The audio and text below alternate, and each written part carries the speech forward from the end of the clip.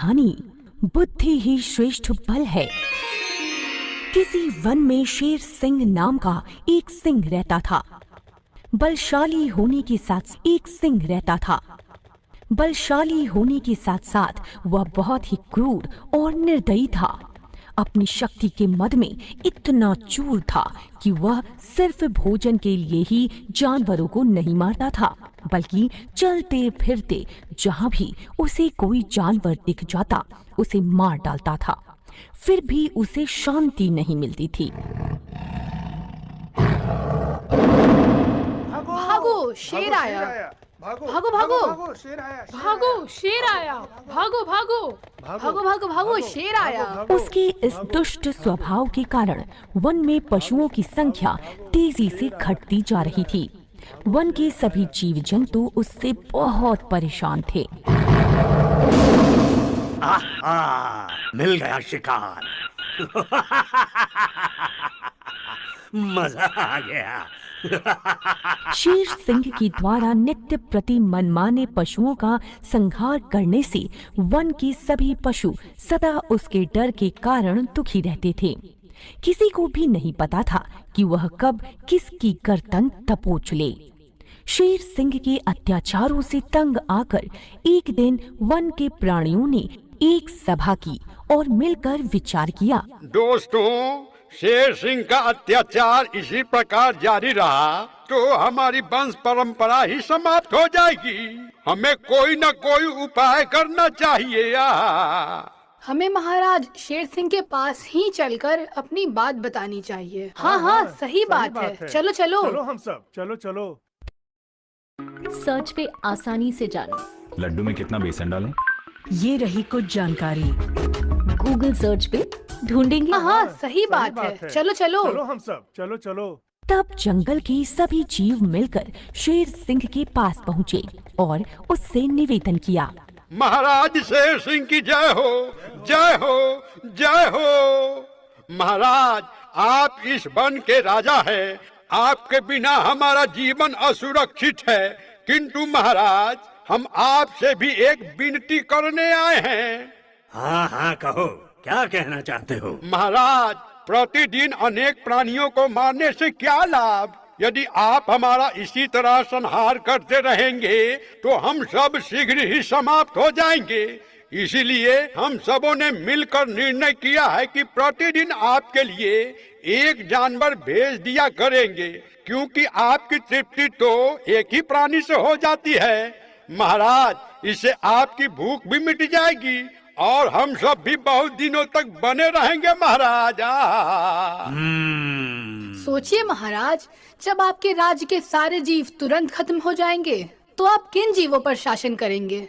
वैसे भी हम जीवों के रहने और उन पर शासन करने के कारण ही आपको महाराज की उपाधि दी गई है। शेर सिंह ने प्रसन्नता पूर्वक उनका यह प्रस्ताव मान लिया और साथ ही यह भी चेतावनी दे दी। अच्छा, ठीक है।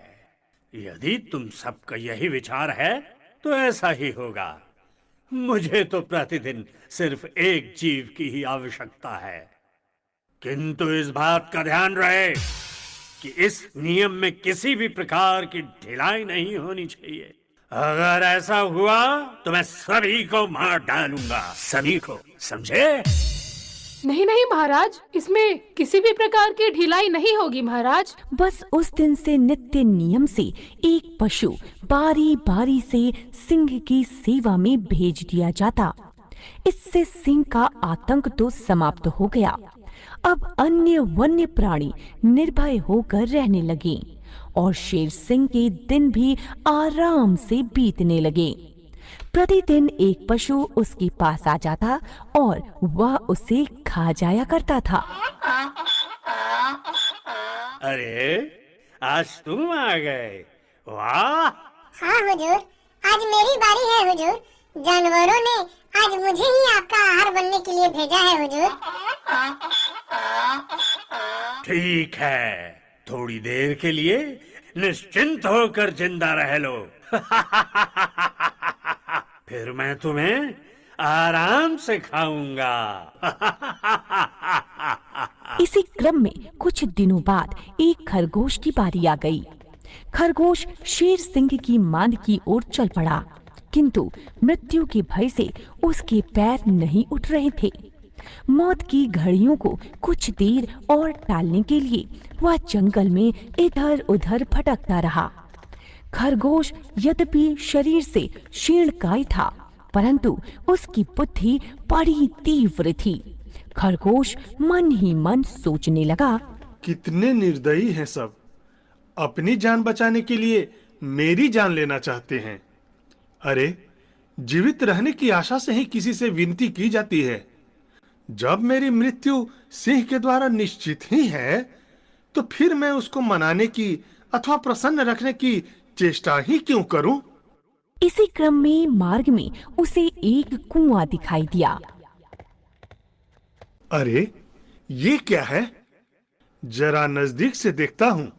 कुएं के पास से जाते हुए उसे अपना प्रतिबिंब कुएं के जल में दिखाई पड़ा। तभी खरगोश के मस्तिष्क में एक विचार कौंधा। आहा, ये तो मेरी परछाई हूबहू मेरी ही तरह दिख रही है। क्यों न उस दुरात्मा सिंह को उसके ही वन में दूसरे सिंह के नाम से उसकी ही परछाई दिखाकर इस कुएं में गिरा दिया जाए। चलो, अब चलता हूँ। यही उपाय सोचता सोचता वह पूरा दिन बिताकर सायंकाल शेर सिंह के पास पहुंचा। उधर शेर सिंह उस समय भूख प्यास से बेकल होता हुआ अपने होंठ चाट रहा था। उसकी भोजन की घड़ियां बीत रही थी। वह मन ही मन सोच रहा था, कुछ देर तक और कोई पशु ना आया तो मैं अपने शिकार पर चल पड़ूंगा और सारे पशुओं को मारकर सारे जंगल को खून से लाल कर दूंगा। तभी खरगोश उसके पास पहुंच गया और उसको प्रणाम किया। प्रणाम महाराज। खरगोश को देखकर सिंह ने क्रोध से लाल लाल आंखें करके गरज कर कहा, अरे खरगोश, एक तो तू इतना छोटा है और फिर इतनी देर लगाकर आया है। तेरे इस अपराध के कारण आज मैं तुम्हें मारकर कल से इसके दंड स्वरूप जंगल के सारे पशुओं को मार डालूंगा और उनके वंश का नाश कर दूंगा। तब खरगोश ने विनय पूर्वक सिर झुकाकर उत्तर दिया, स्वामी, आप व्यर्थ ही क्रोध कर रहे हैं। इसमें मेरा या अन्य पशुओं का कोई दोष नहीं है। अच्छा, कुछ फैसला करने से पहले मेरी देरी से आने का कारण तो सुन लीजिए। शेर गुर्राया और बोला, अरे जो बोलना है जल्दी बोल, मैं बहुत भूखा हूँ। कहीं तेरे कुछ कहने से पहले ही मैं तुझे चबा न जाऊं। क्षमा करे स्वामी, बात यह है कि सभी पशुओं ने आज सभा की और यह सोचकर कि मैं बहुत छोटा हूँ, मुझे तथा अन्य 4 खरगोशों को आपके भोजन के लिए भेजा था। हम 5 आपके पास तो बड़े सवेरे सवेरे ही आपका आहार बनने के लिए चल पड़े थे। हम सब समय से पहले ही पहुंच जाते, किंतु मार्ग में एक दूसरा सिंह अपनी गुफा से निकल आया और बोला, अरे मार्ग में दूसरा सिंह? ये क्या कह रहा है? अरे मेरे रहते दूसरा कौन है? हाँ हाँ महाराज, मैं सच कह रहा हूँ। उसने बोला, अरे किधर जा रहे हो तुम सब? अपने देवता का अंतिम स्मरण कर लो, मैं तुम्हें खाने आया हूँ। और महाराज, वह अपने आप को जंगल का राजा कह रहा था। और क्षमा करें महाराज, मैंने उससे कहा कि हम सब अपने स्वामी महाराज शेर सिंह के पास उनका आहार बनने के लिए जा रहे हैं। तब वह बोला, शेर सिंह, ये कौन महाराज बन गया है? यह जंगल तो मेरा है और मैं ही उसका राजा हूँ। वह कह रहा था महाराज कि तुम्हारे शेर सिंह में यदि इतनी शक्ति है तो आकर मुझसे लड़े और इन 4 खरगोशों को ले जाए, अन्यथा अब तुम सब मुझे ही एक जानवर प्रतिदिन खाने के लिए देना।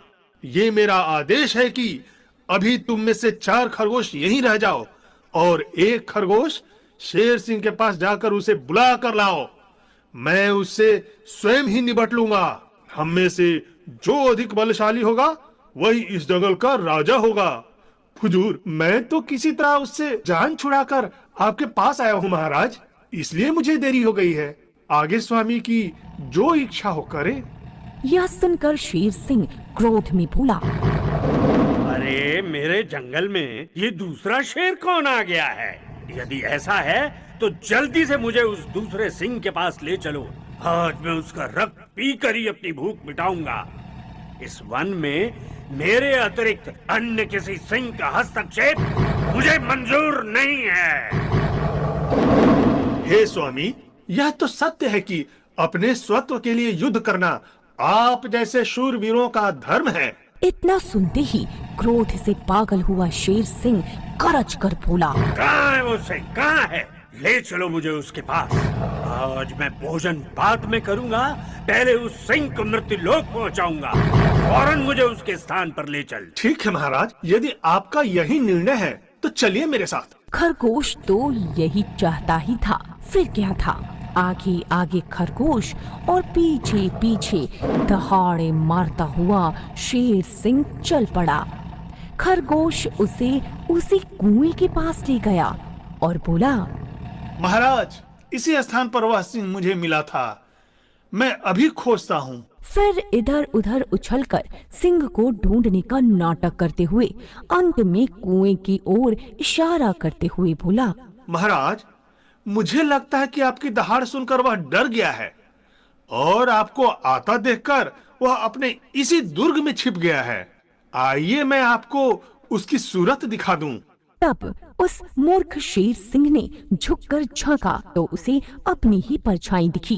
उसने समझा यही दूसरा सिंह अरे है। हाँ, तुम ठीक कह रहे हो खरगोश, दूसरा शेर तो यहीं छिपा है। मैं तो हमेशा सच ही कहता हूँ महाराज। अरे कायर, तेरी ये हिम्मत! निकल बाहर और मुझसे मुकाबला कर, मुकाबला कर, मुकाबला कर। निकल बाहर। तब वह जोर से गरजा। उसकी गरज के उत्तर में कुएं से दोगुनी गूंज सुनाई दी। शेर सिंह को आशा थी कि उसकी गर्जना सुनकर वह सिंह डर जाएगा, परंतु उसके गरजने की प्रतिध्वनि कुएं से और भी अधिक वेग से उसे सुनाई दी। अब तो वह क्रोध से पागल हो गया। तेरी इतनी हिम्मत कि तू मेरी नकल करता है? अभी दबोचता हूँ तुझे, अभी दबोचता हूँ तुझे, अभी दबोचता हूँ तुझे, अभी दबोचता हूँ। अरे फिर तूने मेरी नकल की? ठहर अभी, ठहर अभी, ठहर अभी, ठहर अभी, ठहर अभी। और शेर सिंह ने बिना कुछ सोचे समझे उस सिंह को दबोचने के लिए कुएं में छलांग लगा दी। इस प्रकार उसकी अपनी मूर्खता के कारण उसके प्राण का अंत हो गया। खरगोश ने लौटकर जब अपने साथियों को इसकी सूचना दी तो उसकी बुद्धि की भूरी भूरी प्रशंसा होने लगी। दोस्तों, मैंने दुष्ट सिंह का अंत कर दिया है। लेकिन तुम तो बहुत छोटे हो, तुम शेर का मुकाबला कैसे कर सकते हो? बात अपने छोटे और बड़े होने का नहीं है दोस्त, बात अपनी बुद्धि की है। बुद्धि के बल पर बड़े से बड़ा कार्य को भी किया जा सकता है, समझे? अरे हाँ हाँ, सही कहा। बलशाली वही है जिसके पास बुद्धि है। इसीलिए बुद्धि ही श्रेष्ठ होता है।